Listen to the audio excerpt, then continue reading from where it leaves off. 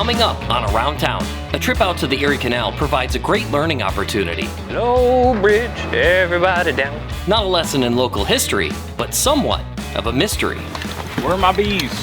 This is Around Town with Town & Country Pest Solutions.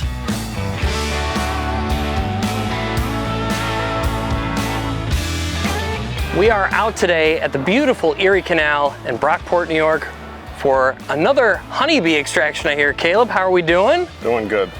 What do we got today? We're over here at the canal. They've got honeybees right here along the canal path where people walk. It's actually a sidewalk crossing the lift bridge, and they're kind of bothering people because they're so close, but we've also got carpenter bees. The carpenter bees are damaging the soffit. The honeybees are now using those holes to go inside. We got a little mix of both. All right, well, let's get to work. The first step for every honeybee extraction is locating the center of activity. The goal is to pinpoint the hive while dismantling the shed as little as possible, which is easier said than done.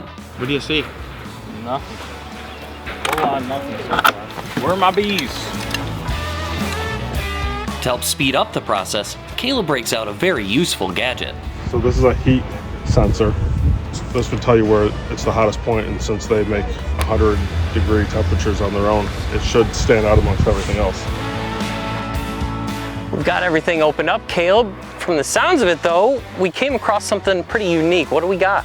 Yeah, so you can see a lot of swarming, a lot of action going on of bees. This is very typical of either a wasp, a yellow jacket, or a honeybee. Turns out once we got our heads up in there and removed more things than we would have liked, we determined that they're all leafcutter bees.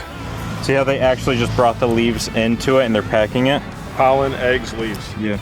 It's easy to confuse the two. What are some of the key differences between leafcutter bees and honeybees? Well, they actually look very similar. That's the hard part. Even the coloring, the hairs on their bodies.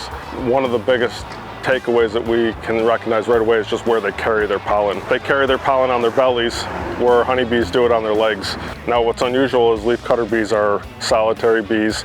They all do pollinate, they all do eat pollen and nectar. They're a really good thing to have in our community. But the location is the tricky part here. If this was a shed way out, I'd say leave it alone, don't touch it. We're gonna eliminate them for one reason, and that's only because people walk 4 feet on the sidewalk and it's scaring a lot of people. So what's the plan here on out to finish up this job? Well, we're gonna end up just putting everything back as much as they want, because a lot of the wood is actually severely damaged. The carpenter bees have destroyed the whole soffit and underside. Leafcutter bees are solitary in nature, so it's not very often this many are found in one location, let alone so close to an area with this much human activity. But the leafcutter bees' instinct to nest in pre-existing cavities, like these boreholes from the carpenter bees, created a unique living arrangement. And though our honeybee hunt gets put on hold yet again, it's always fun to come across something so out of the ordinary. Well, that just about wraps it up for us. Caleb and Jay are going to be handling the rest of the leafcutter bees. We get to kind of enjoy the beauty of New York State's Erie Canal.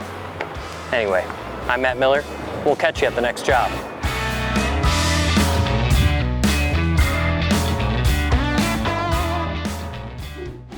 Thanks for watching. Be sure to like and subscribe to make sure all of our content gets into your feed from Town & Country Pest Solutions.